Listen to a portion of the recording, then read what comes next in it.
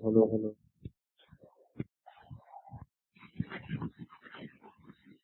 أعوذ بالله من الشيطان اللعين الرجيم بسم الله الرحمن الرحيم الحمد لله وكفى والسلام على عباده الذين اصطفى لا سيما على نبيه المصطفى وإطرته الطاهرة أما بعد فقد قال الله تعالى الذين يتبعون الرسول النبي الأمي الذي يجدونه مكتوبا عندهم في التوراة والإنجيل وقال سبحانه وتعالى إذ قال عيسى ابن مريم يا بني إسرائيل إني رسول الله إليكم مصدقا لما بين يدي من التوراة ومبشرا برسول يأتي من بعده اسمه أحمد. سیرت ختمی مرتبت یہ 12واں سال ہے اس بابرکت ذکر کو، اور 12ویں سال کی آج یہ 8ویں تقریر، اور آج کی اس تقریر کے ساتھ مجموعی اعتبار سے 174 تقاریر ہو جائیں گی. اس سال اب تک جو 7 تقاریر کی گئی، ان میں آخری 2 تقاریر میں واقعہ مباہلہ کا بیان شروع ہوا. بنیادی اعتبار سے یہ موضوع سامنے آیا تھا کہ فتح مکہ، پھر غزوہ تبوک، پھر وہ حج کہ جس میں کفار اور مشرکین کو مکمل طور مکے کی سرزمین سے بے دخل کیا گیا، اور پھر عرب کے سب سے سرکش قبیلے طائف کے بنو ثقیف کا ہتھیار ڈالا. یہ 4 عوامل گزشتہ 1.5 سال سے مطلب سیرت رسول کے آخری 1.5 سال سبب بنے کہ جوک در جوک سارا عرب اسلام کو سمجھنے، اور جو سمجھ گئے تو پھر دائرہ اسلام میں داخل ہونے آ رہا. اور اسی حوالے سے ایک چھوٹی سی ضمنی بات جو کہ آج واقعہ مباہلہ کے درمیان اس کا تذکرہ آئے گا. اب تک یہ بات ہمارے موضوع میں نہیں آئی تھی، اگرچہ آ جانا چاہیے تھی، لیکن کیونکہ بعض اوقات تھوڑا تاریخی ترتیب کو بدلنا پڑتا، جس کے لیے میں کئی مرتبہ وضاحت کر چکا ہوں. کوئی بڑی تبدیلی نہیں ہوتی. کبھی کبھار فرض کیجئے کہ 2 قبیلوں کا بیان، تو اصولاً تو جو پہلے آیا اس کا بیان ہونا چاہیے، لیکن کبھی کبھار صرف اتنا سا فرق پڑتا ہے کہ بعد والے قبیلے کا بیان پہلے ہو گیا اور پہلے والے کا بعد. تو جو تھوڑی کبھی ترتیب کی مخالفت ہو جاتی ہے، وہ بھی اتنی بڑی نہیں کہ 1 سال کا واقعہ دوسرے سال میں بیان کیا جائے، نہیں، مہینوں کے اعتبار سے. اس کی وجہ سے اب تک وہ سلسلہ شروع نہیں ہوا. لیکن کامن سینس رکھنے والا بھی سمجھ سکتا ہے، اور ویسے بھی انشاءاللہ آگے یہ آئے گا واقعہ مباہلہ کے بعد. وہ یہ ہے کہ جب اتنی بڑی کامیابی ہو گئی تو ہر کامیابی جو شخص دنیا میں جہاں بھی کامیاب ہو، چاہے وہ سیاست ہو، چاہے وہ مذہب ہو، چاہے وہ معاشرت ہو، چاہے وہ معیشت ہو، جو شخص بھی جہاں کامیاب ہے، اس کامیابی کے نتیجے میں 2 چیزیں خود بخود معاشرے میں پیدا ہو جاتی ہیں. ایک وہ لوگ کہ جن کو ہر کامیاب آدمی سے للہی بغض ہوتا، خود بخود ایک جذبہ حسد، ایک جذبہ دشمن. وہ کامیاب آدمی نہ اس کا کچھ بگاڑ رہا ہے، نہ اسے کوئی نقصان پہنچا رہا، بلکہ شاید اس کامیاب آدمی کی اور اس دشمن کی زندگی ایک دوسرے سے کہیں ٹکرائے بھی، وہ اپنے راستے پر، یہ اپنے راستے پر. لیکن خود بخود کچھ لوگ ایسے ہوتے ہیں کہ جنہیں یہ پسند ہی نہیں آتا کہ کوئی شخص معاشرے میں کامیاب ہو. کیوں؟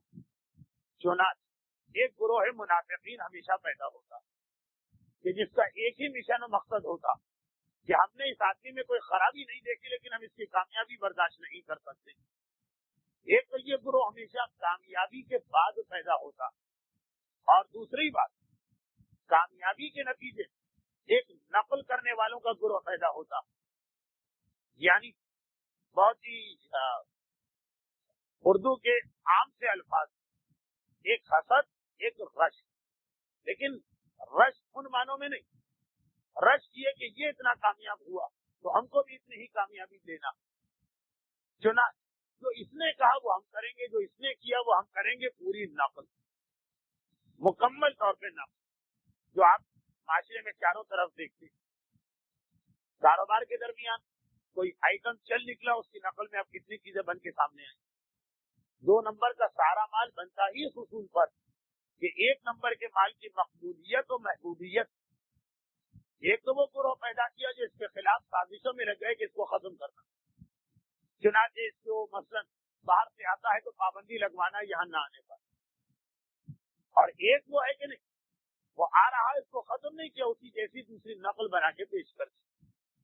چنانچہ مذہبی حوالے سے بھی آپ اکثر دیکھیں گے، اور مرحوم علامہ رشید ترابی علی اللہ مقامہ کے دور میں اکثر لوگوں نے دیکھا کہ اگر کوئی خطیب کامیاب ہو گئے تو اب اس کی نقل تیار کی جائے، اور نقل بالکل ایسی ہو، کوشش یہی کی جائے.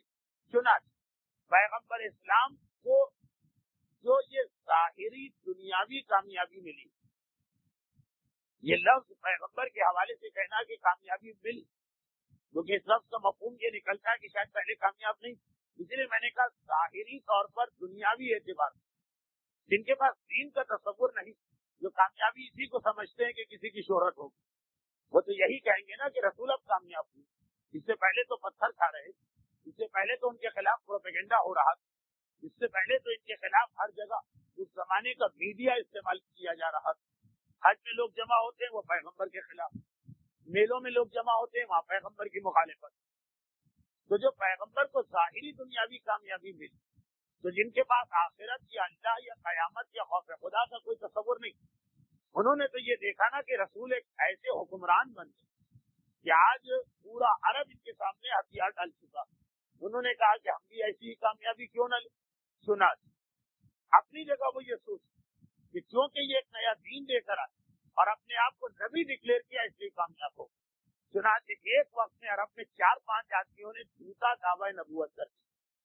دیکھیں یہ کتنی عجیب بات کہ جب اسلام کی تحریک مصیبتوں میں، پتھر کھانے کا مرحلہ، جب عالم گلوچ کا مرحلہ، جب پیغمبر کی مخالفت کا مرحلہ، اس وقت کوئی جھوٹا نبی نہیں بنا، کیونکہ وہ یہ سمجھ رہے کہ رسول نے طریقہ ہی غلط اختیار کیا، ہم کیوں اس کی نقل کریں، ہم بھی مارے جائیں. لیکن جب انہوں نے دیکھا کہ یہ نبوت کے دعوے میں اتنی کشش ہے کہ مکہ بھی فتح ہو گئے، تبوک میں روم کی سب سے بڑی سلطنت بھی مقابلے سے بھاگ گئی، یہاں تک کہ حج جیسے اس تہوار پر جس کے بارے میں تصور یہ تھا کہ ابراہیم سے قیامت تک یہ فقط قریش کے ہاتھ میں رہے، اس پر بھی مسلمانوں کا قبضہ ہو گئے. اور پھر آخر میں یہ کہ جن سے ذرا امید تھی کہ یہ بڑے ٹیڑھے مزاج کے عرب ہے طائف والے، وہ بھی آ کے اسلام قبول کر لی. اس کا مطلب یہ کہ یہ کامیابی کا طریقہ ہے. تم کو بھی اگر سلطنت لینا، تمہیں بھی اگر اقتدار چاہیے، تمہیں بھی اگر حکومت بنانا، تو تم بھی اسی طرح سے دعوی نبوت کر. ایک وقت کہاں اتنی پیغمبر کی 21 سال کی محنت ہے، کوئی جھوٹا نبی پورے عرب میں نظر نہیں آ رہا، اور کہاں پیغمبر کی عمر کے 22ویں سال میں 4 آدمیوں نے عرب میں دعوی نبوت کر دی، جن میں سے ایک یعنی مسیلمہ یمن میں تھا، اور یمن میں اس کا نبوت کا دعویٰ بہت چل نکلا. تو اب یہ ہر کامیابی کے نتیجے میں 2 چیزیں ہوتی، ایک 2 نمبر کا مال بنتا، ایک نقل شروع کی جاتی ہے یہ خیال کر کے کہ فلاں شخص نے کامیابی حاصل کی تو اس لیے کہ اس کے ٹوپی اتارنے کا اسٹائل یہ، اور اس کے آستین پلٹنے کا اسٹائل یہ، اور اس کے بٹن شیروانی کے بٹن کھولنے کا اسٹائل یہ، چنانچہ ہم بھی ایسے بن. اور ایک طرف وہ منافقین کا تذکرہ مسلسل 2 سال سے ہو رہا، کیونکہ تبوک کی جنگ منافقین کا کردار اتنا اہم کہ وہاں پہ یہ بات ہو گئی. اور کچھ بات غدیر قم کا جب عنوان آئے گا اس سلسلے میں تو وہاں ہوگی. لیکن اب اس کے ساتھ وہ نقل کی بات شروع ہونے والی کہ جھوٹے نبوت کے دعوے دار سامنے آ گئے، اور انہوں نے یہ چاہا کہ ہم اسی طریقے سے اپنی نبوت کا دعویٰ کریں جس طریقے سے رسول نے اپنی نبوت کو پھیلایا. وہ ایک سلسلہ چل رہا.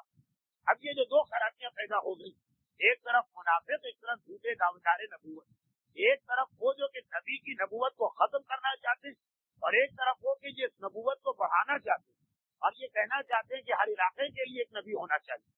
وہ آگے چل کر آپ ان کی بات سنیں گے، لیکن مثلا ان کا کہنا یہی کہ نبی ٹھیک ہے حجاز کے لیے، یمن والوں کے لیے الگ نبی ہونا چاہیے.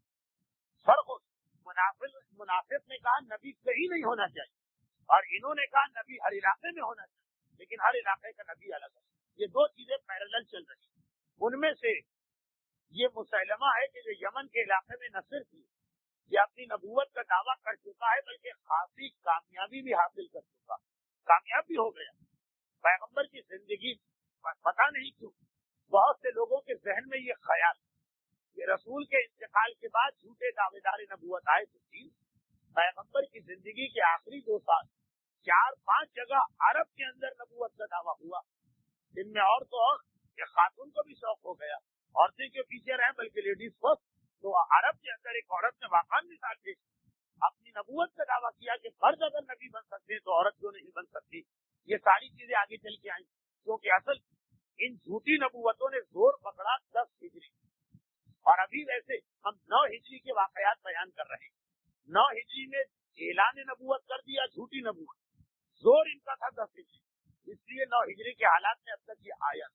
لیکن مباہلے کے واقعے سے متصل جو واقعہ پیش کیا جا رہا ہے نجران کی میٹنگ، جو کہ اس کے اندر مسلمہ کا نام آ گیا، اس لیے تھوڑا سا یہ بیک گراؤنڈ یا پس منظر سمجھانا ضروری تھا. تو آئیے یہ وہ پس منظر کہ اب جہاں پر جھوک کر جھوک لوگ اسلام کے قریب آ رہے ہیں، منافق اسلام کا نام مٹانا چاہتے، جھوٹے نبوت والے اسلام جیسے اور مذاہب بنانا چاہتے، اور ان دو کے بیچ میں ایک وہ گروہ جو اسلام کو سمجھ کے اس پہ عمل کرنا چاہتا. چنانچہ انہی میں سے نجران کے عیسائیوں کو وہ گروہ جس کی باقی ساری تفصیلات 2 ہفتوں سے بیان ہو رہی. واقعہ مباہلہ پر آج ہماری تیسری تقریر. یہ اس تقریر کے اعداد و شمار کی 174ویں مجموعی تقریر، 8ویں تقریر اس سال، اور مباہلے کے واقعے کے حوالے سے آج یہ تیسری تقریر. اور مباہلے کا واقعہ پیش اس لیے آیا کہ پیغمبر مختلف قبیلوں تک اسلام کا پیغام پہنچایا، تو قبیلوں کے حوالے سے یہ 5ویں تقریر. اعداد و شمار کی بحث کو ایک طرف رکھ کے ذرا آگے چلیں. اب بات یہاں تک پہنچی کہ نجران کے عیسائی وہ قبول نہیں کرنا چاہتے ہیں پیغمبر کی نبوت، لیکن ان کے سامنے کوئی راستہ بھی نہیں. اب پیغمبر کی مخالفت کیسے کی جائے؟ یہ وہ رسول نہیں جس نے آج سے 21 سال پہلے جب دعویٰ نبوت کیا تو وہ اکیلا تھا، جو اس کو کہنا ہے کہہ دو، کوئی پلٹ کے اس کی حمایت کرنے والا نہیں. اب آج 21 سال کے بعد یہ رسول وہ کہ سارے عرب کی طاقت اس کے پرچم تلے جمع ہو چکی. چنانچہ نجران کے عیسائی بیٹھے، سر جوڑ کے بیٹھے. ان میں ایک عرب دماغ رکھنے والے جوشیلا وہ جنگ کی بات کر رہا، مگر جو باقی خصوصیت کے ساتھ عیسائی جو ویسے ہی جنگ و جدال سے ذرا گریز کرتے، ان کی سمجھ میں یہ نہیں آ رہا کہ ہم جنگ کر کے کیسے کامیاب ہو سکتے. وہ کوئی اور مشورہ مانگ رہے ہیں. یہ اچانک ان میں سے نفاق یا منافقت یا لومڑی کی مکاری جیسا مشورہ کیا، جو اس کے بعد بھی ہمیشہ آپ کو یورپ اور امریکہ کی تاریخ میں دہراتا نظر آئے کہ دوست بن کر مسلمانوں کے پیٹ میں خنجر ٹھوکو، ہم اب میدان میں نکل کے مقابلہ نہیں کر سکتے. چنانچہ یہ طے پایا کہ اسلام قبول کرو، اور اس سے جو ٹائم ملتا جو پیغمبر کے قاصد خط پہنچا کر واپس نہیں گئے، قبیلے میں بیٹھے اور کہہ رہے ہیں کہ ہم جواب لے کے جائیں گے. رسول نے ہم سے جواب مانگا تو کہا کم از کم ان کو تو یہاں سے ٹالو، اور پھر جو وقت مل جائے اس میں اسلام کا مقابلہ کرو. یہ آخری تقریر کا خلاصہ میں پیش کر رہا ہوں. پچھلی تقریر نجران کے عیسائیوں کی کئی تقریریں آ گئی، آخری آدمی کا یہ مشورہ تھا. اور جب ساری قوم نے یہ مشورہ مان لیا کہ ان حالات میں اس سے بہتر اور کوئی مشورہ نہیں ہو سکتا. کون سے حالات؟ ہم اسلام قبول بھی نہیں کرنا چاہتے، لیکن اتنی طاقت بھی نہیں رکھتے کہ اسلام کے مقابلے پر آ جائے. تو ان میں بہترین چیز یہی، ابھی مانو وقت لو، اطراف کے عیسائی قبیلوں کو بھڑکاؤ، عرب کے باہر کی بڑی بڑی عیسائی طاقتوں سے مدد لو، اور پھر مدینے پہ حملہ کرو. لیکن جب یہ ساری بات طے پا تو ان عیسائیوں کے درمیان ایک ایسا عیسائی بھی تھا، حارثہ ابن آفاد، جو اصل میں اس قبیلے سے تعلق ہی نہیں رکھتا. اس کا تعلق یمن کے قبیلے سے، لیکن وہ ہجرت اس واقعہ مباہلہ سے پہلے اور واقعہ اسلام سے پہلے بہت پہلے ہجرت کر کے وہ اس علاقے میں رہنے آ گیا، جو کہ یہ علاقہ کاروباری اور تجارتی اور مالی اعتبار سے بہترین جگہ پر یمن اور مکے کے درمیان. یہ وہ علاقہ ہے جو تجارتی رابطہ, یہاں سے ہر تجارتی قافلہ گزرتا. چنانچہ بہت سے لوگ تلاش روزگار اپنے ان قبیلوں کو چھوڑ کر جو کسی جنگل میں یا صحرا ایسے شہروں میں منتقل ہوتے جہاں تجارت کا اور تجارتی قافلوں زیادہ گزر ہوتا تھا.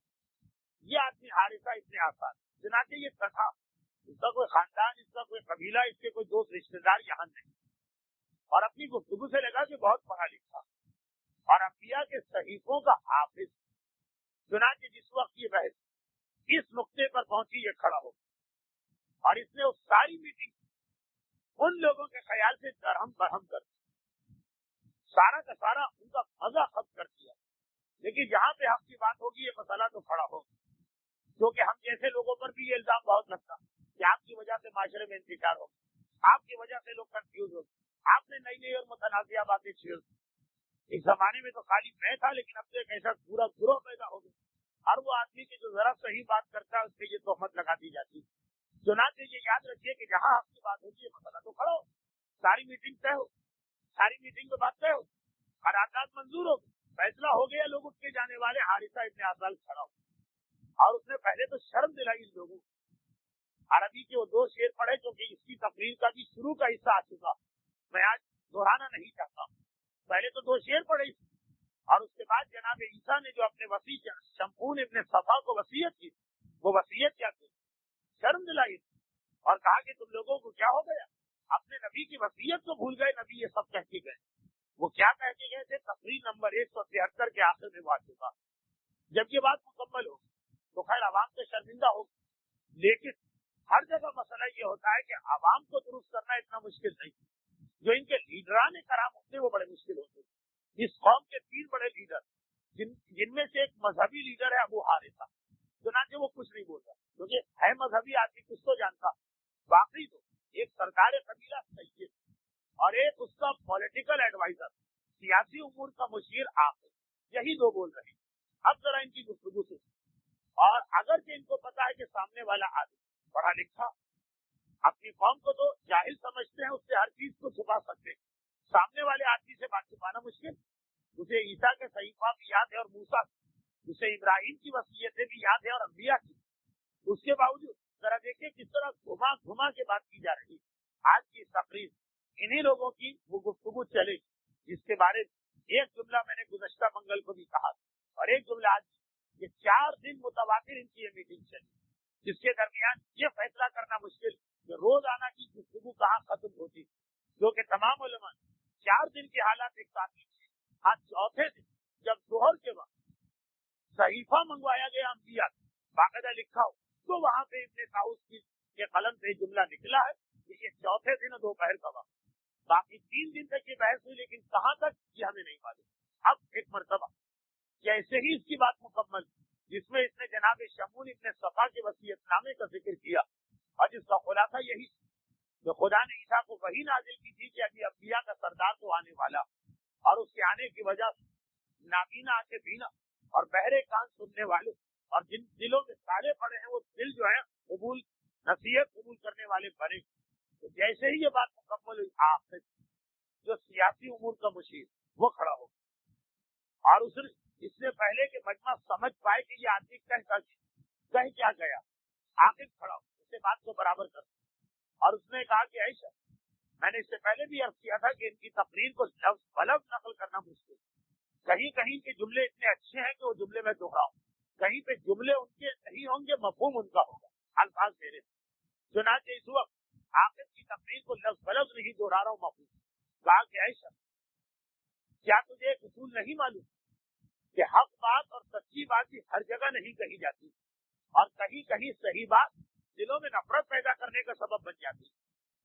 اچھا, بعض اوقات چیزیں بہت صحیح بھی ہوتی ہیں, جیسے یہ خود اپنی جگہ ایک اصول, اپنی جگہ یہ خود ایک اصول کہ بعض اوقات سچائی سے زیادہ بہتر ہے غیر سچائی.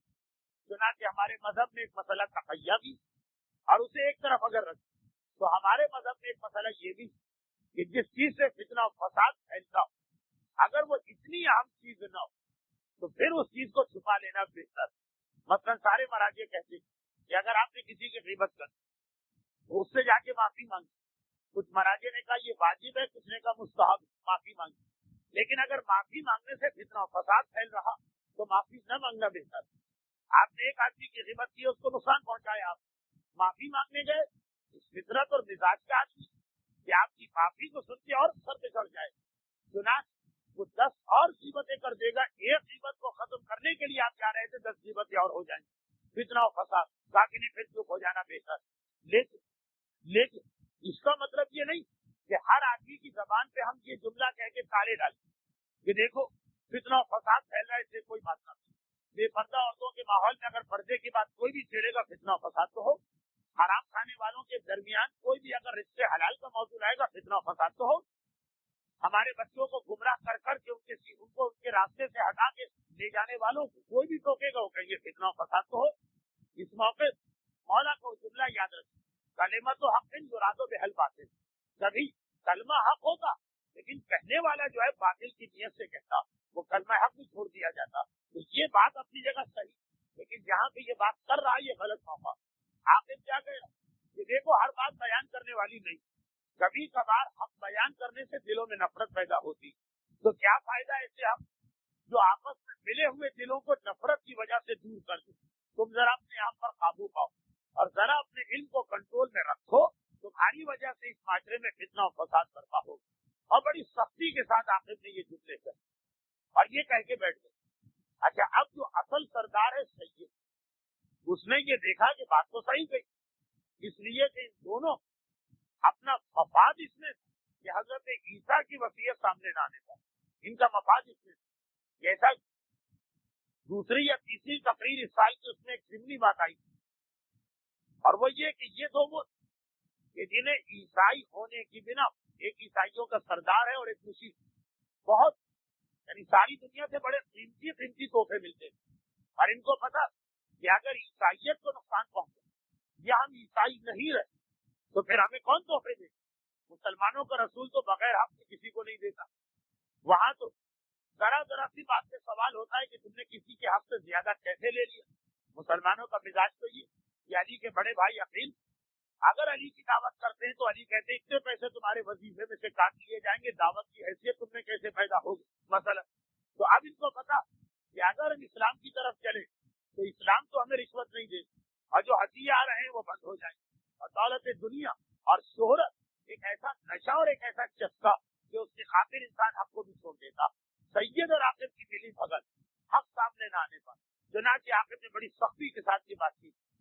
سید سردار وہ ذرا سا ڈرا، عاقب نے جو کہا اس کے اعتبار سے صحیح تھا مگر وہ ڈرا کہ ایسا نہ ہو کہ اتنی سختی کے ساتھ عاقب نے کہا یہ نوجوان حارثہ جو اس کو اور جوش آ یہ کچھ اور چھپی ہوئی باتیں لوگوں کے سامنے کر چنانچہ اب سید یعنی سردار اسے دو کام کرنا، ایک تو حق چھپانا، دوسرا ذرا سا اس نوجوان کو بھی ٹھنڈا کرنا۔ چنانچہ جب مشیر بات کر چکا تو اب سمجھیے کہ سربراہ کھڑا ہوا، اب آخری آدمی کی باری آئی اور عاقب و سید اور عاقب مسلسل حارثہ نام اس حق پرست اور صاحب معرفت کا مناظرہ چلے اور جیسے جیسے آپ آگے کے مراحل میں جائیں گے شاید دلچسپی بھی ہوتی جائے۔ ابھی تو دلی تقریریں خیر، ایک مرتبہ سید کھڑا ہو اور اس نے کہا کہ آئے حارثہ برا نہ مانے، یقیناً میرے مشیر عاقب نے بڑی سختی کے ساتھ بات کی لیکن تم سے بھی جوش میں ایک ایسی غلطی ہو کہ یہ سختی بھی ایک طرح سے صحیح، تھوڑا سا معذرت تو پہلے اور اس کے بعد حق کو چھپانا۔ معذرت کا یہ مقصد نہیں ہے کہ حق کو تاکہ اس نے ذرا سختی سے بات کی، لیکن غور کرو تو یہ سختی اس وقت مناسب تھی اس لیے کہ تم ایک ایسے مسئلے پر بحث چھیڑ دی ہے جو مشکوک مسئلہ جس کے بارے میں ابھی یہی پتا نہیں کہ وہ صحیح ہے کہ نہیں۔ جیسے ہی یہ سن، اب دیکھیے اس کے الفاظ مناسب الفاظ، یہ نہیں کہا تم جھوٹ بول رہے، یہ نہیں کہا تم غلط بیانی کر رہے، یہ نہیں کہا تم قوم میں نفرت پیدا کرے، وہ عاقب کہہ چکا۔ اس نے عاقب کی بات کی تردید نہیں، ذرا غصہ ٹھنڈا کیا اور اس کے بعد کہا ایک ایسی چیز کے پیچھے پڑنے سے کیا فائدہ جو ابھی ثابت بھی نہیں، مشکوک۔ حارثہ کیوں؟ یاد رکھیے اس وقت حارثہ سے مطلب وہ معرفت رکھنے والا نوجوان جو ان عیسائیوں کو بتانا چاہ رہا ہے کہ عیسیٰ کیا مشکوک کیا چیز، اس سارے مسئلے میں شک والی کیا چیز؟ سید نے کہا وہ یہ کہ وہ جو تم نے وصیت نامہ پڑھا ہمارے نبی کا وہ بالکل ٹھیک پڑھا، وہ بالکل ٹھیک پڑھا کہ واقعاً اللہ کا یہ وعدہ ہے کہ میں ایک آخری نبی کو بھیجوں، لیکن ابھی یہ کیسے پتا چلا کہ یہ وہی آخری نبی؟ یہ وہ آخری نبی نہیں، یہ تو کوئی اور نبی، یہ تو ابھی قریش تک محدود ہے اور مکی اور حجاز تک محدود ہے، یہ وہ آخری نبی ہو ہی نہیں سکتا۔ آخری نبی تو اس کے بعد آئے جب اس کی نبوت ختم ہو جائے اور ایک طویل عرصہ گزرے، اس کے بعد خدا ایک بادشاہ ایک نبی کو بھیجے جو حکمت اور بیان بھی لے کے آئے گا، طاقت اور بادشاہی بھی لے کے آئے گا، اور وہ ایک طویل عرصے تک حکومت کرے گا، اور اس کے بعد جا کر کہیں ہمیں اس کو قبول کرنا۔ یہ وہ نبی کہ جس کا دین تو عارضی دین ہے، ختم ہونے والا، جیسے اور بہت سے نبی آئے تھے ان میں سے ایک یہ بھی ہو۔ چنانچہ ہم اپنے دین اس دین کی خاطر تو چھوڑ سکتے ہیں جس کے لیے حضرت عیسیٰ کہتے ہیں، مگر اس کی خاطر نہیں چھوڑ سکتے جس کے بارے میں ابھی یہی پتا نہیں کہ کیا یہ وہی آدمی ہے جو حضرت عیسیٰ کی زبان پہ بشارت آئی یا یہ کوئی اور آدمی ہے۔ اور یاد رکھ، تم بہت عقل مند، لیکن ہمیشہ ہی عقل کی ہر بات بیان نہیں کی جاتی، آخر میں اس نے بھی یہی بات کہی۔ اب سید بیٹھ گئے، حارثہ ایک مرتبہ پھر کھڑا ہوا، وہ محسوس کر رہا کہ اس وقت مسئلے کو الجھایا جا رہا، اس وقت لوگوں کو بلا وجہ کنفیوز کیا جا رہا۔ سید نے تو ایک نیا سوچا چھوڑ کہ دو نبی آنے والے، ایک کی حکومت، ایک کی بادشاہت اور ایک کی نبوت عارضی، وہ مٹ جائے گی، اور اس کے بعد وہ آئے گا کہ جو مستقل رہنے والا۔ چنانچہ حارثہ وہ اب سید کو جواب دینے کے لیے اپنی جگہ سے کھڑا ہوتا اور کہتا کہ تم نے ایک ایسی بات کہ اگر کوئی اور آ کر مجھے اطلاع دے کہ نجران کے عیسائیوں کے سردار نے ایسی بات کی، میں کبھی یقین نہ کروں۔ میں خبر لانے والے سے کہتا تم جھوٹے، اتنا پڑھا لکھا، ایسا عقل مند اور انبیاء کا اتنا علم رکھنے والا، وہ کبھی ایسی بیکار، بوگس اور بدون دلیل بات کر ہی نہیں سکتا۔ لیکن کیا تو مجھے کانوں پہ یقین نہیں آ رہا، لیکن میرے کانوں نے وہی بات سنی جو تم نے کہی، اور مجھے اپنی عقل پہ یقین نہیں آ رہا، لیکن میری عقل میں وہی بات بیٹھی جو تم نے کہی۔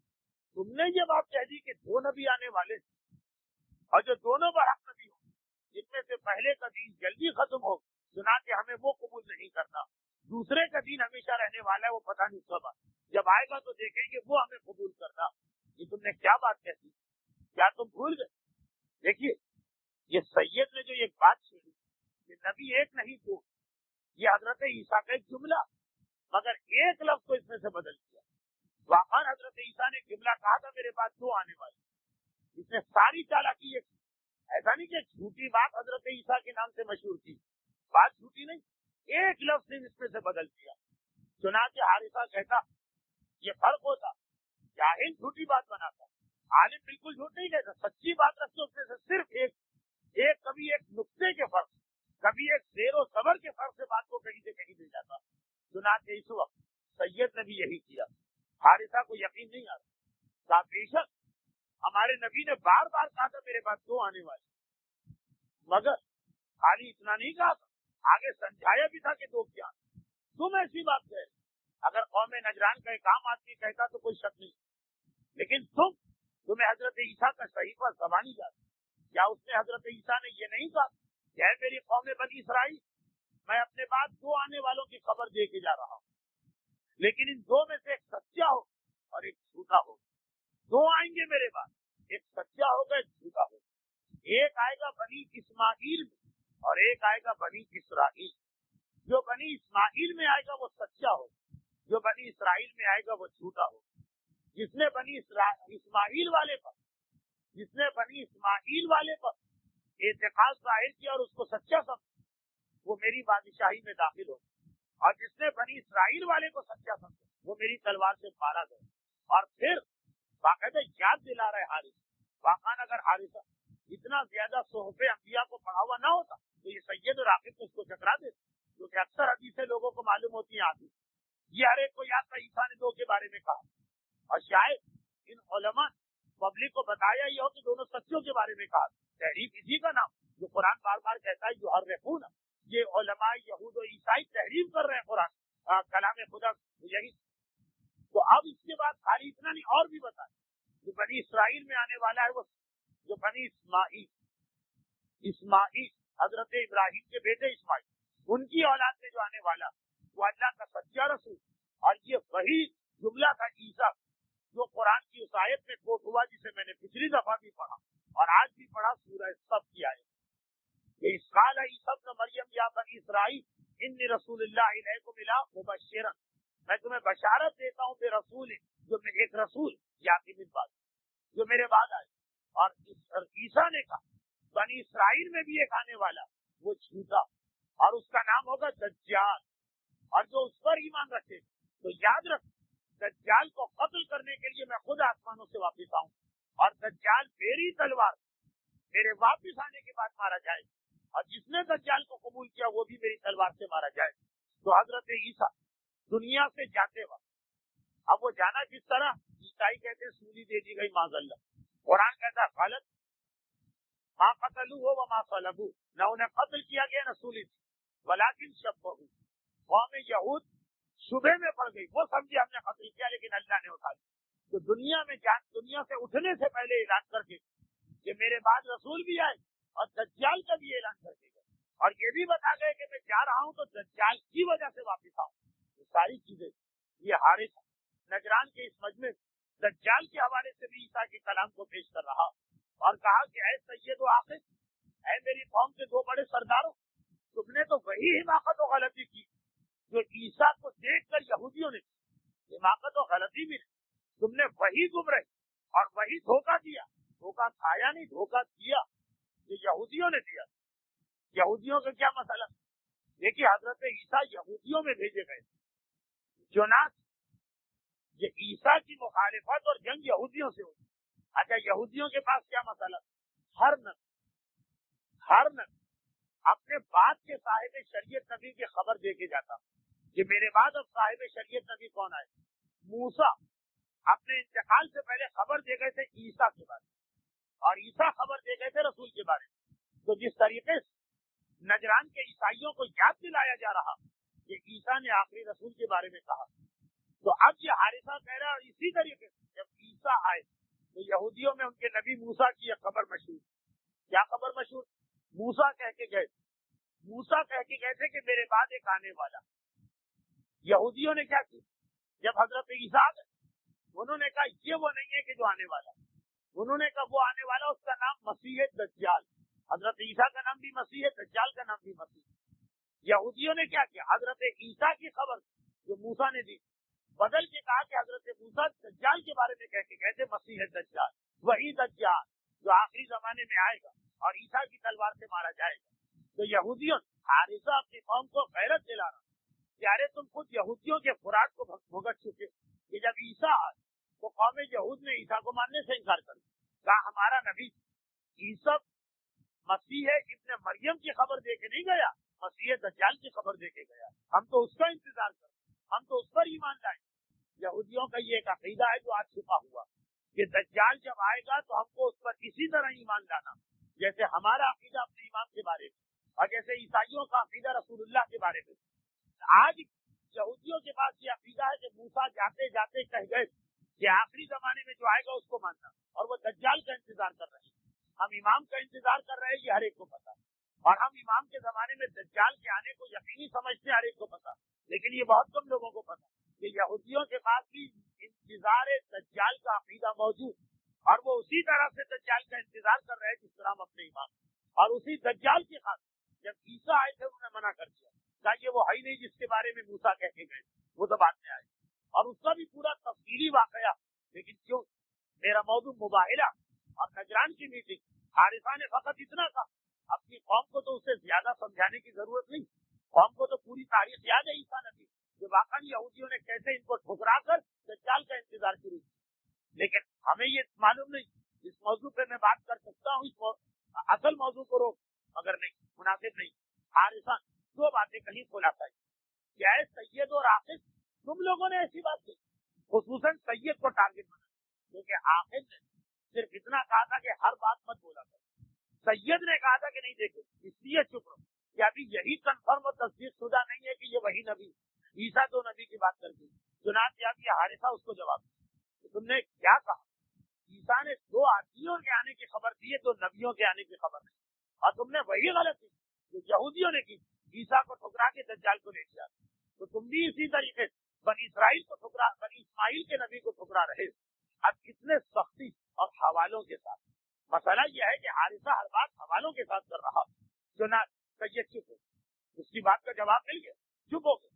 ابھی یہ مستقل چپ نہیں ہوا، دو نبی کی بات عاقب بھی اٹھانے والا، سید تو چپ ہو گیا، عاقب بھی اٹھانے والا ہے، تھوڑا آگے سے سید چپ ہو گیا، اس نے دو نبی کی بات کی، ایسا جواب ملا خام، اب عاقب کھڑا ہو، یہ دونوں باری بات، ایک کو جواب ملتا ہے دوسرا شرمندہ ہوتا تو دوسرا کھڑا ہوتا، اتنی دیر میں پہلے کو شرمندگی ختم کرنے کا موقع مل جاتا، چنانچہ اب عاقب کھڑا ہو تو آج کیا چل اچھا سے ہم نے مان لیا کہ ایک ہی نبی کے بارے میں عیسیٰ کہتے تھے، ابھی اس نے پورا نہیں مانا، ابھی فرض کیا، آگے یہی عاقب دو نبی کی بات اٹھانے والے، چلو ہم نے مان لیا کہ عیسیٰ ایک نبی کے بارے میں کہتے تھے اور وہ اسی زمانے میں، مگر اس وقت بھی تو دو آدمی نبوت کا دعویٰ کر رہے ہیں، ہم کیسے بتا سکتے ہیں کہ ان میں سے کون سچا؟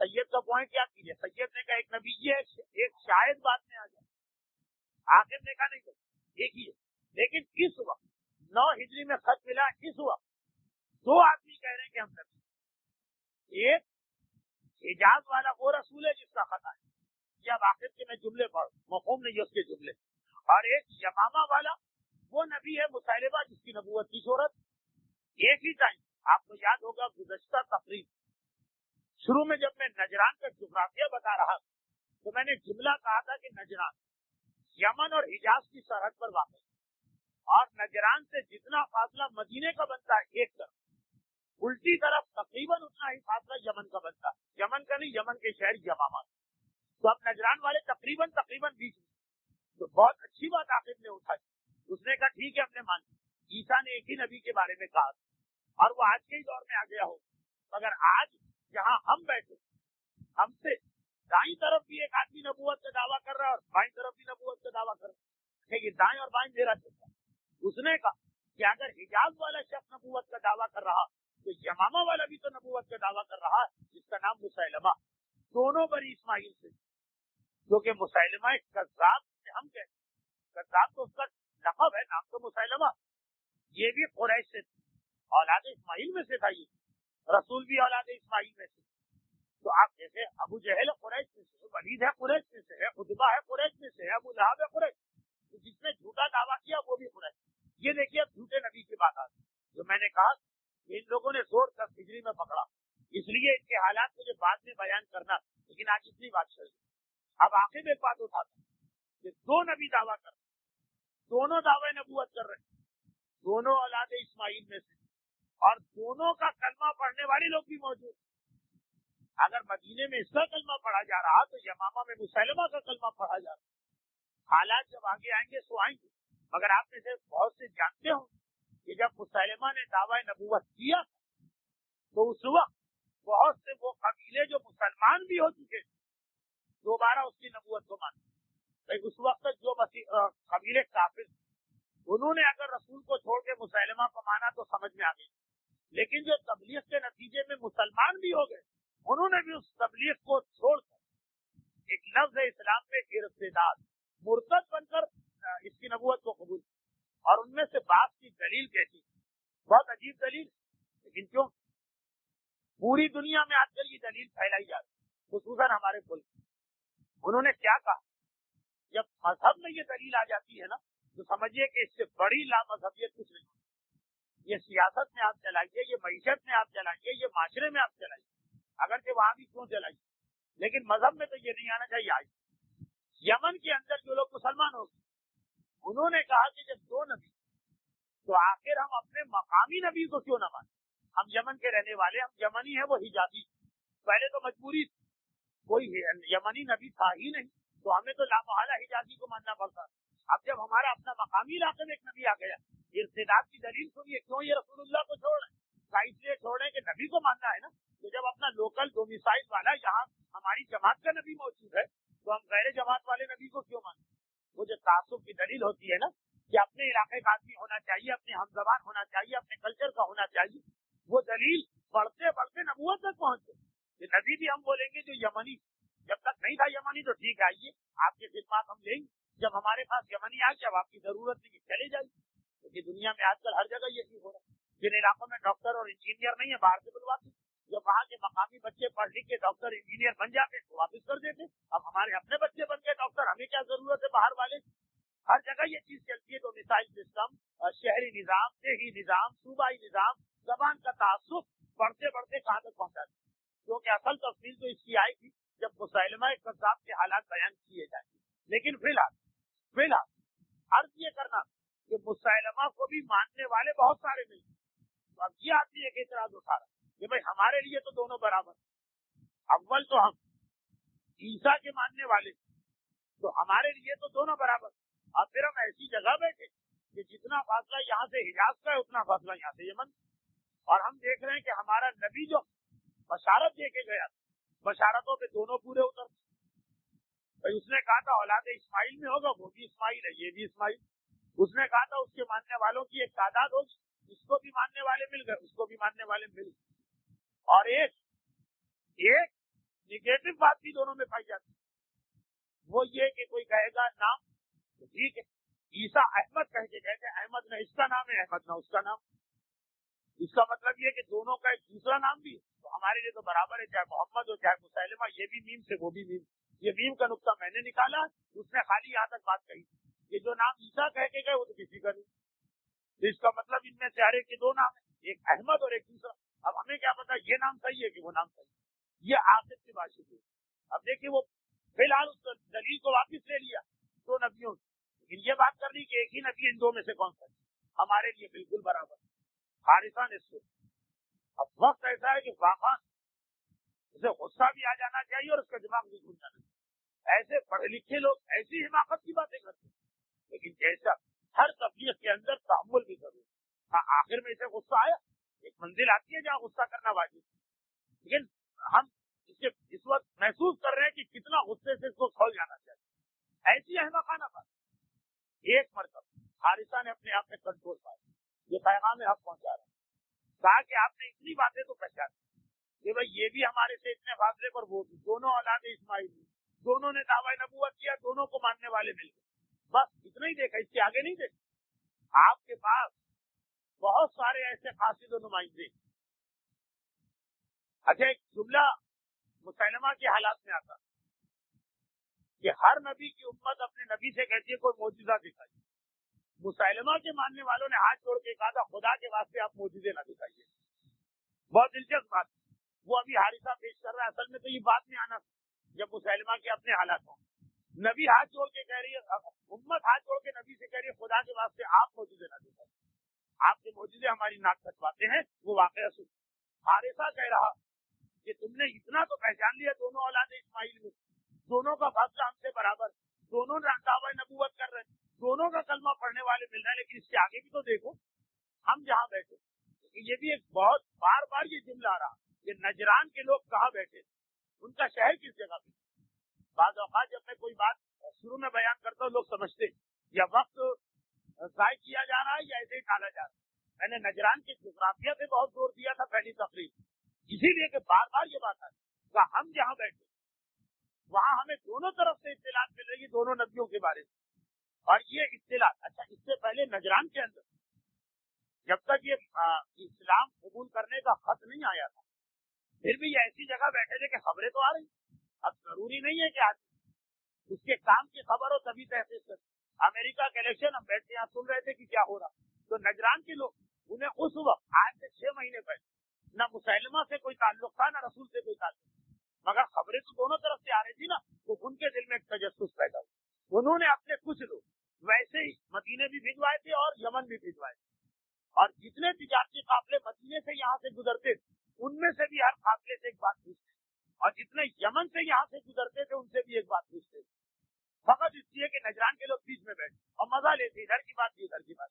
حارثہ نے وہ جو اس سے پہلے 1 سال سے نجران میں ایک بحث چل رہی تھی اس کے حوالے سے کہا کہ ہم لوگ ایسی جگہ کہ ہمیں مدینے کی خبر بھی مل رہی ہے اور یمامہ, کیا ہمارے قاصدوں نے خود جا کے نہیں دیکھا, اور کیا یہاں سے گزرنے والے ہر قافلے نے ہم کو یہ نہیں بتایا کہ مدینے میں تو یہ ہوا کہ جب یہ رسول جس کا خط ہمارے پاس آیا, جب یہ مدینہ پہنچا تو مدینے میں پانی کی بڑی قلت, مدینے میں پانی کی بڑی قلت, اور اس قلت کی وجہ سے اکثر تو وہاں جو کنویں کھودے جاتے پہلے زمانے میں پانی کی سپلائی یہی کنواں، خصوصاً عرب، جہاں دریا نہیں بہتے اور جہاں سمندر بہت دور ہے، سمندر کا پانی ویسے بھی کھارا، اتنا مدینے میں مکے میں زیادہ کنویں سے کام ہوتا تھا۔ اکثر کنویں تو مدینے کے خشک نکلتے تھے اور جن میں پانی نکلتا ان میں سے اکثر میں پانی کھاری ہوتا تھا، اور اگر کہیں کہیں 100 میں ایک کنویں میں پانی میٹھا نکلا تو اتنا کم ہوتا کہ لوگ اس کو استعمال کرتے ہوئے ڈرتے تھے، صرف ضرورت کے کام میں بہت ہی شدید تھی۔ یہ بہت بڑا مسئلہ ہے۔ اس کے حوالے سے ایک بات میں موضوع سے ہٹ کے کہنا چاہتا ہوں، ایک بات، اور وہ یہ کہ دیکھیے جب رسول مدینے پہنچے، موضوع سے ہٹ کر لیکن کام کی بات ہے، یہ ہر سال مجھے ایک مسئلہ پیش آتا اور اس کی بنا بعض لوگوں نے یہ کہا کہ مولانا جو ہے وہ ہم سے حسد کرتے۔ خیر یہ تو بہت سارے لوگ اپنی جگہ سمجھ رہے ہیں، ابھی بھی میری کچھ تقریریں جن عنوانات پہ ہو رہی بلا وجہ کچھ لوگوں کو اس کی تکلیف ہو رہی، لیکن یہ خاص مسئلہ میں بتا وہ یہ کہ مدینے کے اندر جب یہ پیش آیا مسئلہ پانی، تو شروع میں تو رسول نے اس مسئلے کو حل کیا جیسا آپ سنیں، پھر ایک مرتبہ مدینے کے باہر سے شکایت آئی تو وہاں پہ رسول نے مولا کو بھیجا اور کہا تم وہاں جا کے تم یہ معجزہ دیکھو۔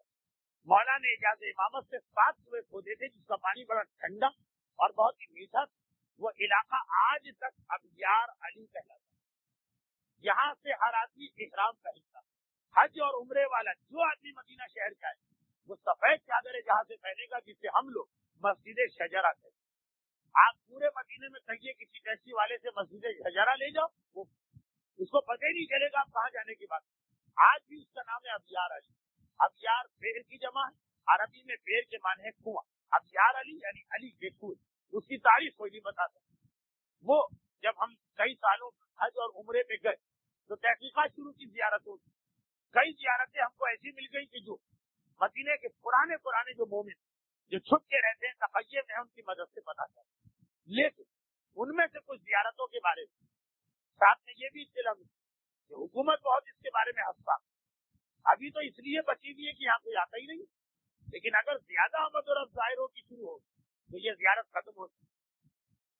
چنا جب ہم اپنے قافلے لے جاتے تو کچھ زیارتیں لوگوں کو کراتے تھے، کچھ بہت دور سے کراتے اور کہتے تھے کہ دیکھیے یہ زیارت دور سے اس لیے کرنا کہ ہمارا جذباتیت 2 سال کے حاجیوں کو فائدہ ہوگا، پھر یہ زیارت مٹا دی جائے۔ لوگ کہاں مانتے؟ اس وقت میں شکایت تھی کہ مولانا قافلے میں سختی بہت کرتے، حتیٰ یہ کہ زیارت پہ بھی نہیں اترنے دیتے، اور پھر جب کراچی بہت سارے اور قافلے بن گئے تو ان کو بھی سمجھایا، لیکن وہ قافلے بنے ہی اس لیے کہ جو سختیاں مولانا کرتے وہ سختیاں ہم نہیں کریں اور قائرین کی ہر بات کو مانیں۔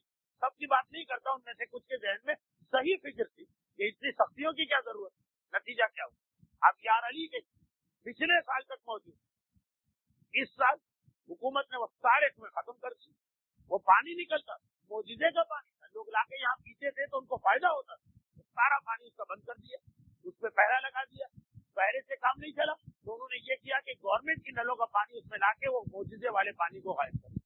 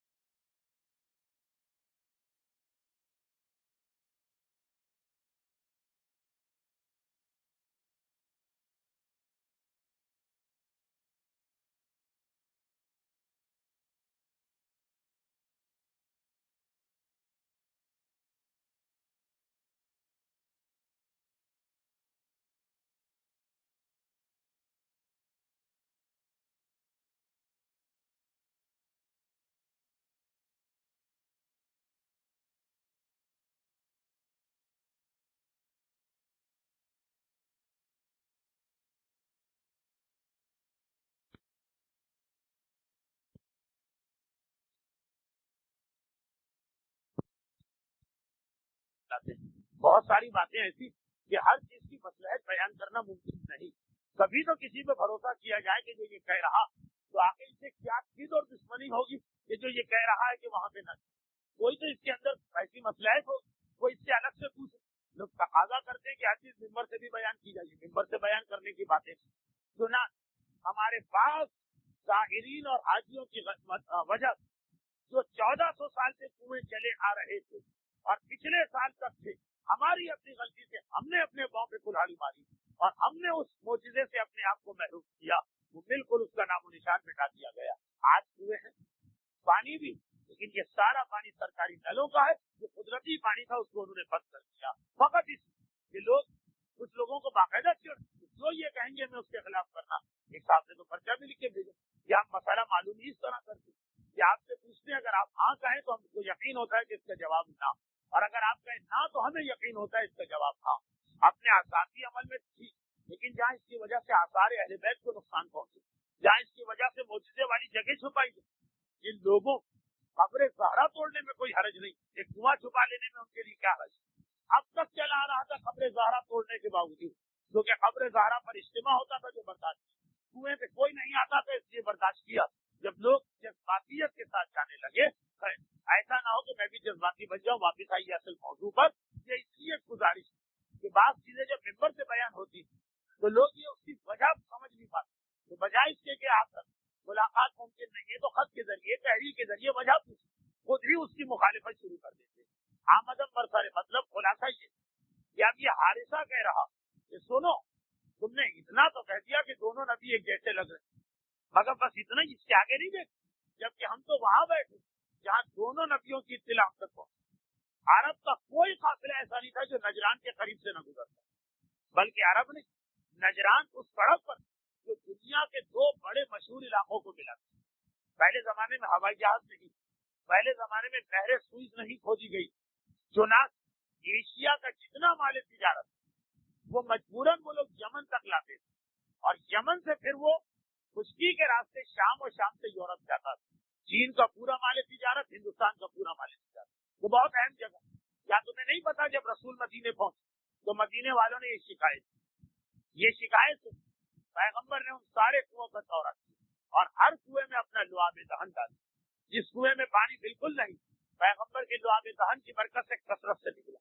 जिसमें कम पानी वो किल्लत ज्यादती में बदली, और जिसका पानी ज्यादा था मगर खारा था, लुआब दहन की बरकत से वो खारा पानी इंतहाई मीठा और शीरीन बना। और उसके बाद क्या तुम्हें नहीं पता कि एक नाबीना रसूल के पास मदीने में शुरू में आया था, एक नहीं कई, पैगंबर ने लुआब दहन उनकी आंखों में लगाया, एक मरतबा नाबीना बीना बनी। और क्या तुम्हें नहीं पता कि जख्मी रसूल के पास शुरू में आए और पैगंबर ने लुआब दहन लगाया तो उनके जख्म फिर ठीक हो गए। ये सब हमारे कासिद भी मदीने जाके खुद देख के आए, और यहाँ से गुजरने वाले हर काफिले ने ये इत्तिला की। जब ये चीज यमन में मशहूर, ये जो रसूल मुसलमानों में आया उसके लुआब दहन की इतनी बरकत, तो पहले तो कौम यमन अपने नबी से कहा आप भी मौजिजा दिखाए, तो उस नबी ने मौजिजा दिखाया, आप भी मौजिजा दिखाए, हमें आपका मौजिजा भी देखना। चुनाच मजबूरी के आलम में मुसैलमा चला मौजिजा दिखाना, लेकिन इस तरह चला कि उसने जिस कुएं में अपना सूख डाला, अगर पानी वहां पे मीठा था तो खारिज हो गया, और पानी ज्यादा था तो बिल्कुल गायब हो गया। और नाबीना आया कि मुझे ठीक कर, वो नाबीना को ठीक करने जा रहा, उसके आपके चंद जर आंखों वालों को पड़े, नाबीना तो क्या ठीक होता, आंखों वाले अंधे हो गए। और जख्मी आया कि मेरे जख्म को ठीक कर दो, वो जख्म तो क्या ठीक होता, भूख वो लगा रहा है वो अतराफ में पड़ा, तो जो बिल्कुल ठीक थे उनसे जुजाम और बरस का मरस पैदा हो गया, जिसके अंदर जुजाम लिपर्सी, जिसके कोर और बरस सफेदे वाला मरस। तो हर मौजिजा उल्टा हुआ। कौम ने जब आके देखा तो बड़ा ताज्जुब। अब ये हारिसा याद दिला रहा, हमारा कासिद देख के आया, और हर काफिला जो यहाँ से गुजरा उसने हमको ये इत्तिला याद दिला रहा कि सब कुछ हुआ। कौम ने जाकर एहतिजाज कि आप कैसे नबी और आप कैसे मौजिजा दिखा रहे हैं, हर चीज उल्टी सुल्टी हुई जा रही। तो एक मरतबा मुसैलमा ने कहा कसूर मेरा नहीं, मुझे बदतरीन कौन मिली, तुमने मुझसे इतना इसरार क्यों किया कि मैं मौजिजे दिखाऊं।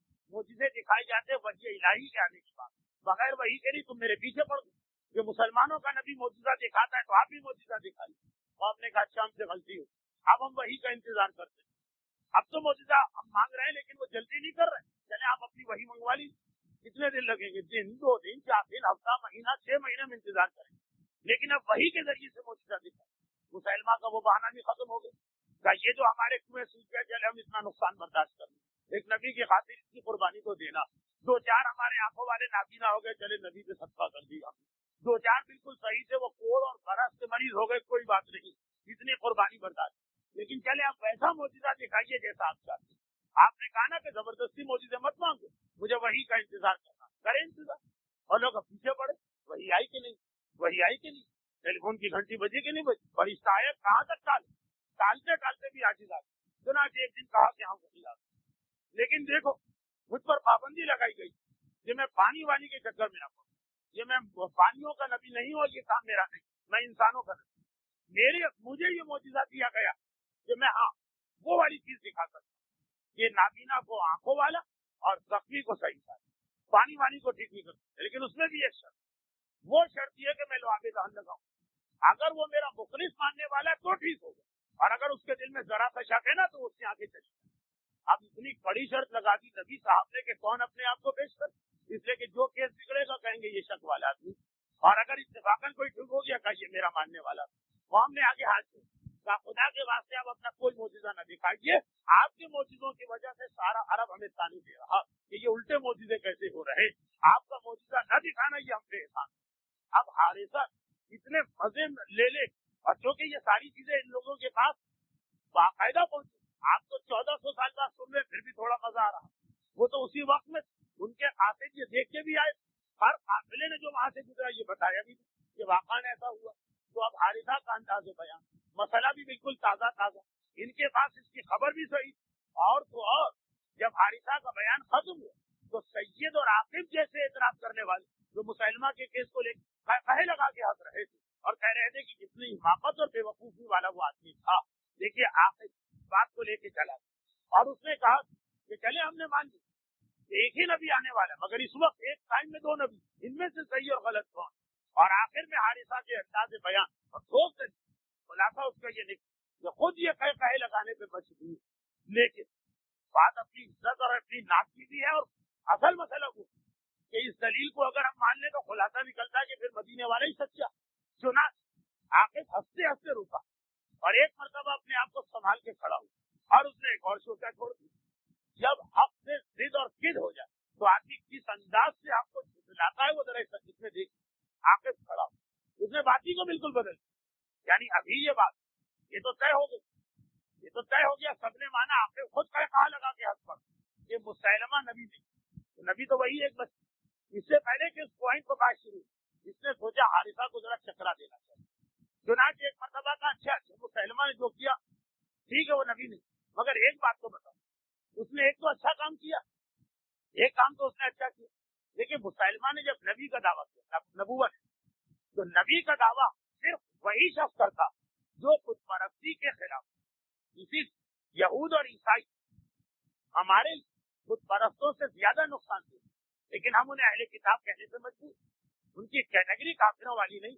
اور آیت اللہ سیستانی اور خامنائی کے فتوے سے وہ پاک بھی ہیں. آج ذبیحہ بے شک ان کا حرام، لیکن جسم ان کا پاک. اور آقا روحانی کی احتیاط واجب سے مسئلہ آقا روحانی کے لیے بھی، یہ مقلدوں کے لیے بھی پاک کہا چکا. تو خلاصہ یہ کہ اہل کتاب کو کہتے ہیں جو نبوت کو مانے، اور جو نبوت کو مانے گا وہ کبھی شرک کو نہیں مانے. چاہے بعد میں گھما پھرا کے 3 میں 1 میں 3 کر کے شرک لا، لیکن آغاز اس کا لا الہ الا اللہ سے ہے، کیونکہ مطلب یہ ہے کہ مجھے اللہ نے بھیجا. تو آپ دیکھیے یہ چیز ذہن میں رکھ کے آخر کی بات، آخر نے کہا چلو ٹھیک، جو اس نے غلط دعویٰ کیا وہ نبی نہیں ہے، اسے یہ نبوت کا دعویٰ نہیں کرنا چاہیے. ایک تو اچھا کام کیا نا، کیا اچھا کام، جھوٹا صحیح، مگر اس کی وجہ سے شرک تو ختم ہوا نا. جو لوگ اس کو مانتے چلے گئے ان کو بت پرستی چھوڑنا پڑتا، ان کے یہاں سے بت خانے توڑے گئے، ان کے یہاں سے بتوں کو نکال کے پھینکا گیا. غلط صحیح، مگر اس کی غلطی کی وجہ سے ایک فائدہ تو ہو رہا ہے نا کہ توحید پھیل رہی اور بت پرستی ختم ہوئی. لیکن بعض لوگ غلط آدمیوں کا اس طرح فیور کرتے ہیں کہ نہیں کرتے. ہم نے مان لیا کہ خلا خطیب بہت گمراہ کرنے والی باتیں کرتے ہیں، نمازی نماز چھوڑ دیتے ہیں اور حجاب کرنے والی عورتیں حجاب، لیکن ان کی وجہ سے مثلا اہل بیت کا پیغام تو پھیل رہا ہے نا. تو اب ایک دلیل وہ دے رہا کہ چلو ٹھیک ہے وہ جھوٹا دعویٰ نبوت غلط، لیکن بت پرستی تو ختم ہو رہی ہے نا، شرک کا تو خاتمہ ہو رہا. حارثہ نے ایک مرتبہ پھر کہا، کیا آخر آپ کے ساتھ بھی یہ بات کر رہا؟ مجھے پھر یقین نہیں آ رہا کہ آپ کو یہ یاد نہیں کہ ہمارے نبی عیسیٰ بار بار کہے کہ خدا کا یہ اعلان کہ اگر کوئی مجھے نہ مانے یا مجھے مانے لیکن کسی کو میرے ساتھ شریک کر، یا میرے نبی کو نہ مانے یا جھوٹا دعوی نبوت کر، اس کا مجھ سے کوئی تعلق نہیں ہے، اور اس پر میری تمام ملائکہ آسمانی اور زمینی اور تمام انسانوں کی لعنت ہے۔ اور ایسا شخص جو یا تو وجود خدا کا منکر یا توحید کا منکر یا رسالت کا منکر ہو یا جھوٹا نبی بن، یہ جملے ہیں حارثہ، یہ مفہوم نہیں ہے، جملے۔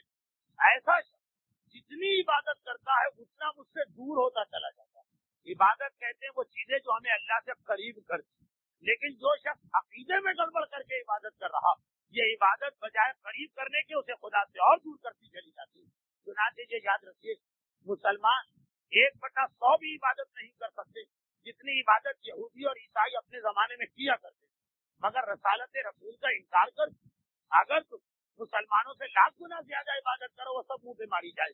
اور یاد رکھیے، مسلمانوں میں ایک ہی فرقہ ایسا ہے جو مسلمان بھی نہیں ہے، خارجی، جن کا کہنا ہے کہ علی واجب القتل، ان کی عبادت کی مثال تاریخ میں نہیں ملتی، ان سے زیادہ پرہیزگار اور مقدس کوئی ہے نہیں تاریخ اسلام کے اندر، خارجی، جن کی مثال ہے کہ تقدس اور عبادت میں کوئی ان کے برابر نہیں، پیشانیوں کے سجدے کے نشان ہوتے، گلے میں ہر وقت قرآن اس لیے حمائل ہوتی کہ جہاں بیٹھے اور تلاوت قرآن شروع کر، نماز شب کو واجب سمجھ کے پڑھتے، اکثر پوری رات جاگ کر عبادت کرتے، حقوق انسانی کا اتنا احترام کہ ایک دن خارجیوں کا ایک گروہ ایک یہودی کے باپ کے سامنے سے جا رہا کہ مولا کے ایک صحابی ان کو نظر آ گئے، جن کے ساتھ ان کی بیوی اور چھوٹا گود میں شیرخوار بچہ علی کا صحابی نظر آئے، جوش کے عالم میں اس پہ ٹوٹ پڑے۔ نہ صرف یہ کہ اس مرد مومن کو شہید، نہ صرف یہ کہ ان کی بیوی کو شہید کیا، بلکہ دودھ پیتے گود کے بچے کو نیزے میں پرو کے بلند کیا اور اسے بھی شہید کیا۔ اور اس سے فارغ ہونے کے بعد یہودی کے باپ کے قریب پہنچے جو تھر تھر کانپ رہا، یہ لوگ ادھر آ رہے، خدا معلوم مجھ پر کیا کرے، دروازے میں ٹھہر، رک گئے۔ یہودی نے گھبرا کے پوچھا، آپ رک کیوں گئے؟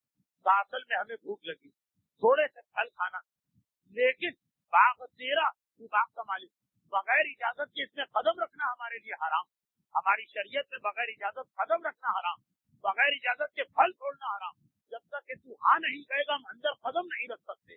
یہودی کو یقین نہیں تھا، ایک طرف آپ اتنے پابند شریعت کہ دروازے میں قدم رکھتے ہوئے آپ ڈر رہے ہیں، وہ بھی یہودی کے باپ، اور دوسری جانب ایسے ظالم کہ ایک شخص کو، اس کی بیوی کو، حتیٰ اس کے 6 مہینے کے دودھ پیتے بچے کو ان کی آنکھوں کے سامنے نوکے نیزہ میں پرو کے بلند کیا۔ کہا وہ تو جہاد واجب ہے کیونکہ یہ علی کا ماننے والا اور یہ علی کے ماننے والے کا بیٹا، تو کبھی اتنا تقدس اور عبادت۔ اور اسی سے ایک جملہ بیان کر کے مسائل پر آنا، تو ایک مرتبہ حارثہ کہتا یہ تو نے کیا کہا؟ خدا نے کہا جو میرے نبی کا انکار کر، یا خدا نے کہا جو جھوٹا نبوت کا دعویٰ کر، وہ تو جتنی عبادت کرے گا اتنا مجھ سے دور ہوتا جائے گا، جتنے سجدے کرے گا اتنا مجھ سے دور ہوتا جائے گا۔ ان شارٹ یہ جو ایک اصول ہے اسلام کا مانا ہوا کہ دشمن اہل بیت جتنا ہی بڑا عبادت گزار کیوں نہ اس کی عبادت کام آئے، دشمن رسول جتنا ہی بڑا عبادت گزار کیوں نہ، شیطان سے بڑا عبادت گزار کوئی نہیں تھا، آدم کو نہ مانا، رسول کو، خدا کو مانا، رسول کو نہیں مانا تو دھتکار دیا گیا۔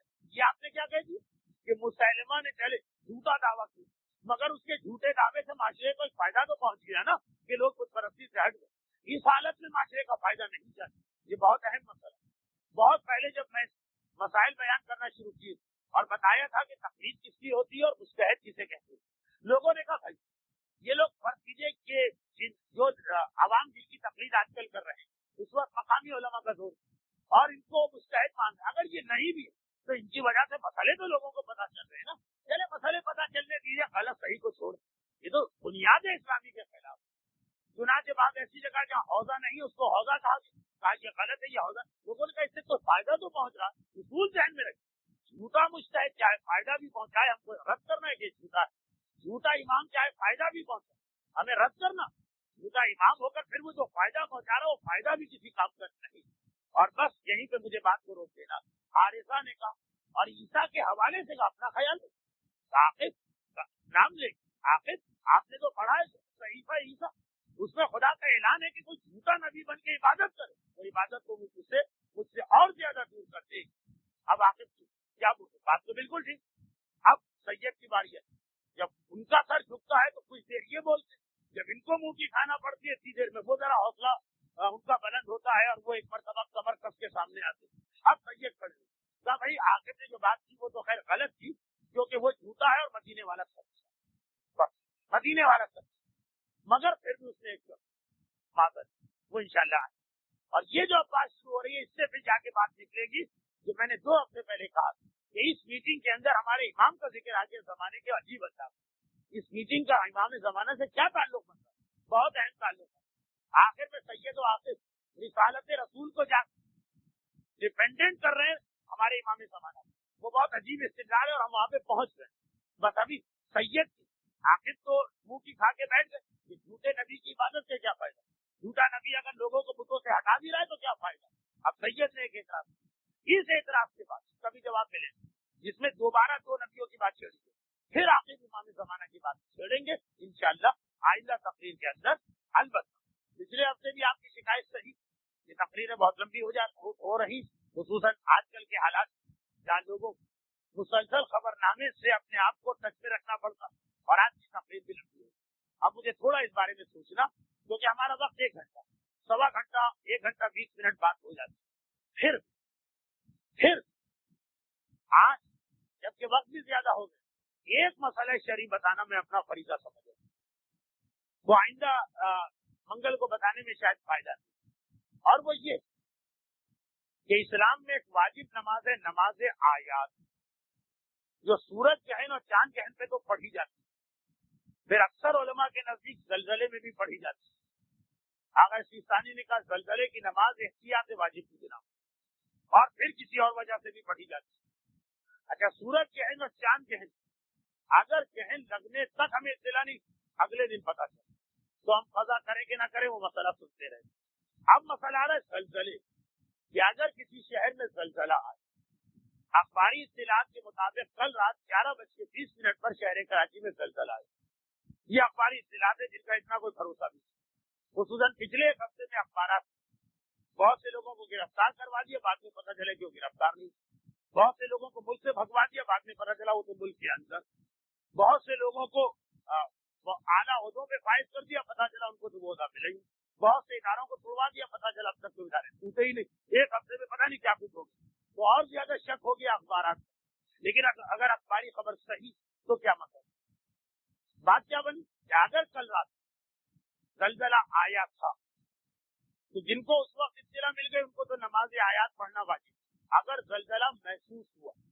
لیکن سوال یہ ہے کہ اگر زلزلے کی خبر ہمیں بعد میں پتا چلے تو سورج گہن چاند گہن میں تو ہر ایک کو پتا, کہ اگر آپ کو اس وقت معلوم نہیں تھا گہن لگا ہے, بعد میں پتا چلا تو پورا گہن لگا ہو تو قضا واجب ہے, ورنہ قضا واجب نہیں. دیکھیں یہ مسئلہ ہے جسے پتہ ہی نہ ہو, وہ بات نہیں کر رہا کہ معلوم تھا اور بھول گئے, وہ الگ مسئلہ. زلزلے کے اندر اس وقت یہی صورت بچی کہ اخبار میں لکھا کہ زلزلہ آیا. اب اگر شک رہا تو مسئلہ ختم, اگر کسی وجہ سے یقین ہو لیکن خود اس وقت آپ کو پتا نہیں, تو کیا زلزلے کی نماز آیات کی بھی قضا کرنا ایک مسئلہ. اس بارے کیوں ہمارے مراجع کے 3 فتوے, اس لیے مسئلہ اور پیچیدہ ہو.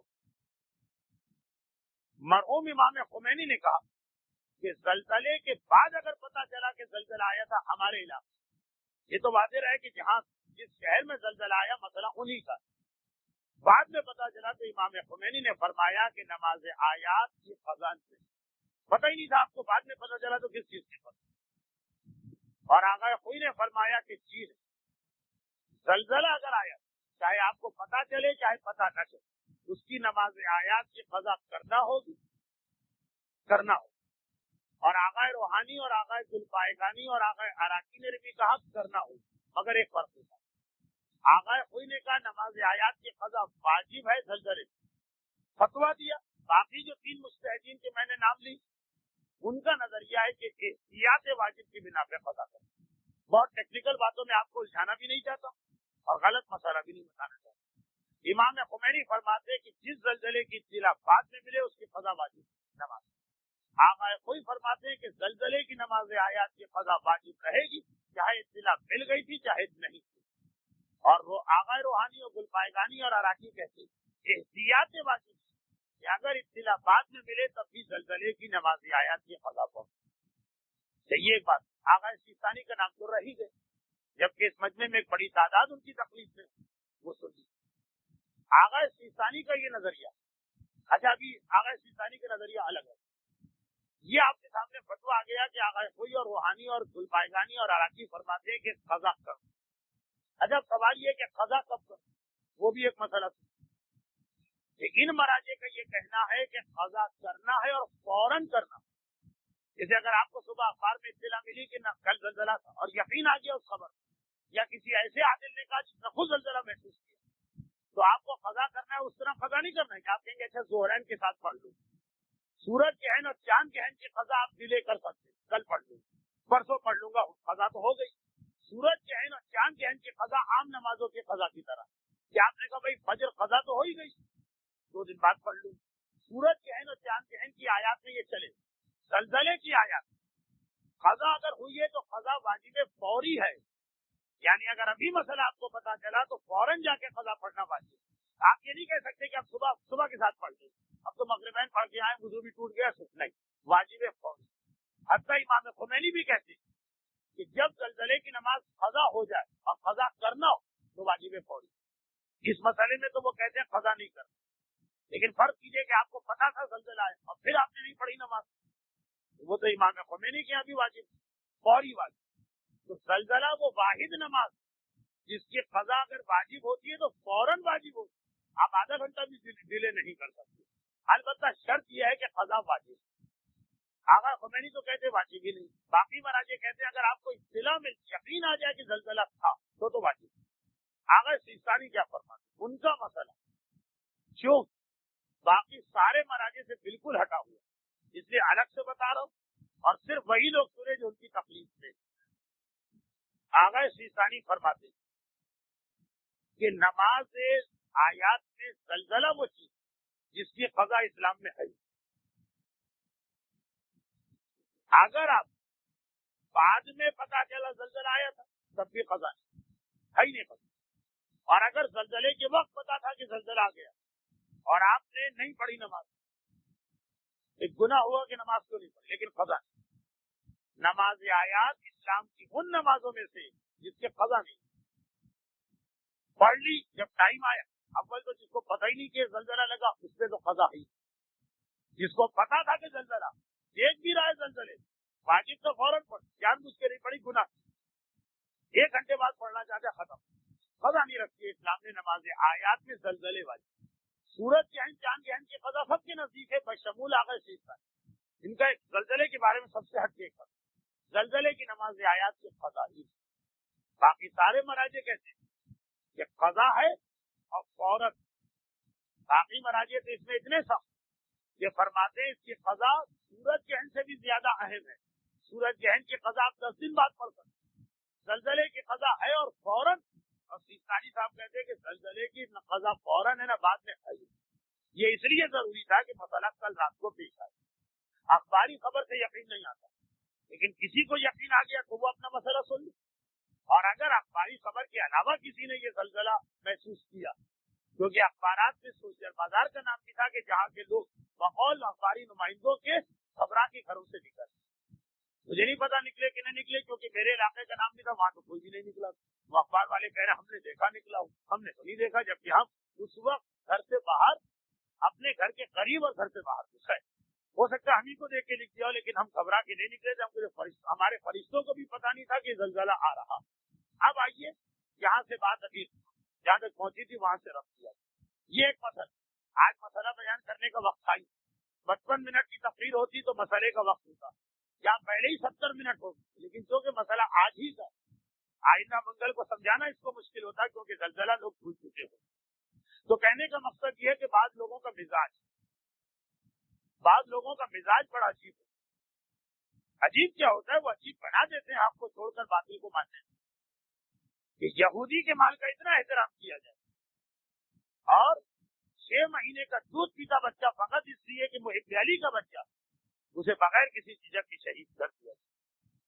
یہی سلسلہ پچھلے سال بھی میں نے جملہ کہا تھا، آج دوہرا، یہی سلسلہ آگے بھی چلے۔ عراق کے ایک فقیہ کے پاس، ایک مجتہد کے پاس، غیر شیعہ مجتہد، سن 62 کے 63 کا واقعہ، ایک عراقی پہنچا اور اس نے کہا میرے لباس پر مچھر بیٹھا تھا، میں نے مچھر کو مار دیا، اس کا خون لگ گیا۔ اب میں گھبرا رہا ہوں کہ مچھر کا خون لگا، اس میں نماز صحیح ہے کہ صحیح نہیں؟ غیر شیعہ سر پیٹ لیا اس مجتہد، غضب خدا کا، مچھر کا خون لگا اور مجھ سے مسئلہ پوچھ لیا، رونے لگا۔ مسئلہ پوچھنے والا حیرت زدہ رہے، مسئلہ پوچھنے میں آپ کیوں رونے لگے؟ کہا مچھر کا خون لگ گیا تو اتنی تمہیں فکر کی گھر سے نکل کے دوڑے آئے کہ مسئلہ پوچھنا، اور تم میں سے بہت سو کے ہاتھوں اور تمہارے علاقے میں رسول کا بیٹا حسین کا خون بہا دیا گیا، اس میں کوئی پلٹ کے پوچھتا بھی نہیں کہ کیا یہ کون سا اسلام، یہ کون سا دین، یہ کون سا کلمہ رسالت؟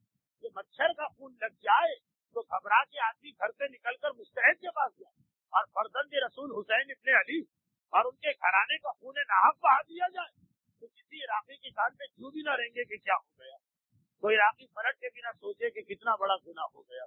ارے پلٹ کے سوچنا تو درکنار، رسول ذاتیوں کا تماشا دیکھنے گھروں سے باہر نکل کے آ جائے، ایک مچھر کے خون کا اتنا خیال۔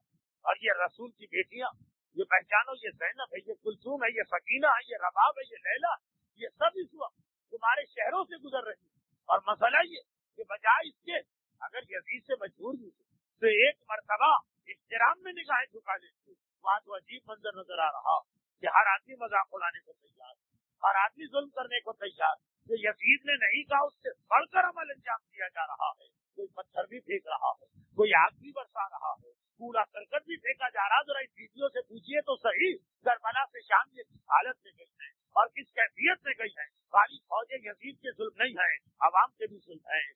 تو بس جب اس ماحول کے اندر زینب کبریٰ کو بالکل اس کے برعکس واقعہ نظر آ جائے تو زینب کو حیران تو ہونا۔ جب زینب دیکھ رہی کہ یہ جو لوگ گھروں سے نکلے ہیں یہ پتھر بھی برسا رہے ہیں اور یہ آگ بھی پھینک رہے ہیں، اس ماحول میں اگر زینب یہ منظر دیکھے کہ شہر کوفہ میں جہاں میرا اونٹ رکا ہے اور ایک مرتبہ میری بیٹی سکینہ مجھ سے سوال کرتی ہے پھوپھی اماں میں کربلا سے پیاسی چلی آ رہی ہوں، کیا یہاں بھی مجھے کوئی پانی نہ دے گا؟ وہ تو جنگل تھا، وہ تو صحرا تھا، مگر یہ تو میرے نانا کا کلمہ پڑھنے والوں کا شہر ہے۔ زینب تو تسلی بھی نہیں دے سکتی ہے، ارے کس سہارے تسلی دے؟ مگر جس مومنہ کے گھر کے سامنے یہ اونٹ ہے بہت ضعیفہ ہے، گھر کی چھت پر فقط حکم حاکم سے مجبور ہو کے بیٹھی ہے، وہ برداشت نہ کر سکی، دوڑ کے گئی، وہ ام حبیبہ ٹھنڈے پانی کا کوزہ لے کے آئی، اے بچی لے یہ پانی پی لے، تو نے پانی کا سوال کیا۔ ایک مرتبہ پانی پینا چاہتی ہے کہ ام حبیبہ کی آواز آئی، اے بچی جب پانی پی لے تو میرے حق میں 2 دعائیں بھی کر دینا، کیونکہ میں نے سنا ہے خدا تم جیسے یتیم و قیدی کی دعا کو بہت جلد قبول کیا کرتا ہے۔ سکینہ پیاسی ہے اور 7 محرم سے پیاسی آ رہی ہے، سکینہ پیاسی ہے اور کربلا سے پیاسی آ رہی ہے، مگر مشکل کشا کی پوتی ہے۔ ایک مرتبہ پانی پینے سے انکار کر دیا، پہلے تیری مشکل کشائی کی جائے گی، پہلے تیری حاجت پوری کی جائے گی، پھر پانی پیا جائے گا۔ بتا تیری حاجت کیا ہے؟ پہلی حاجت تو تجھے دیکھ کے پیدا ہوئی، خدا میرے بچوں کو اس طرح سے یتیم و قیدی نہ بنائے جس طرح سے تو نظر آ رہی ہے۔ خدا معلوم کس طرح سکینہ نے یہ دعا کی ہوگی، شاید ننھے ننھے ہاتھوں کو جوڑا ہو، خدا بندہ میرے بوڑھے بابا کے کٹے سر کا واسطہ، میرے چچا عباس کے کٹے بازوؤں کا واسطہ، جیسی یتیمی اور اسیری سکینہ پہ آئی ہے اس مومنہ کے بچے محفوظ رہیں۔ اور ہاں تیری دوسری دعا کیا ہے؟ بس اب ایک ہی دعا ہے، ایک مرتبہ اور مرنے سے پہلے خدا مجھے مدینے کی زیارت کا موقع دے دے۔ سکینہ تو دعا کرنے لگی، زینب نے دشمنوں کے شہر میں اپنے شہر کا نام سنا، چوک کے سر اٹھایا، اے ضعیفہ مدینہ کیوں جانا چاہتی ہے؟ ایک مرتبہ جواب دیا، اس لیے کہ مدینہ میرے آقا علی کا شہر ہے، میری شہزادی فاطمہ کا وطن ہے۔ زینب نے کہا مگر اب تو علی بھی نہ رہے، اب تو فاطمہ بھی نہ رہی، بڑے فخر کے ساتھ کہا ہے تو کیا ہوا؟ ارے میرے آقا علی کا شہزادہ اور میرا آقا حسین تو ہے، میری شہزادی فاطمہ کی وارث، میری شہزادی فاطمہ کی وارث زینب تو ہے، اپنے آقا حسین اور اپنی بیوی زینب کی زیارت کروں گی۔ بس ایک مرتبہ زینب نے کہا کہ اے ضعیفہ ایک آخری بات کا جواب اور دے دے۔ زینب کا صرف नाम सुना है या पहचानती भी है? बड़े फख्र के साथ कहा है, कैसी बातें करती हो, पहले तो हर साल अपनी शहजादी की जियारत को जाती थी, भला मैं और ज़ैनब को न पहचानूं?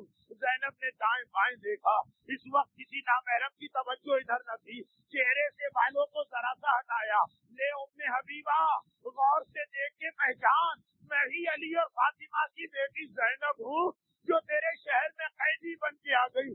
बस इतना सुनना था।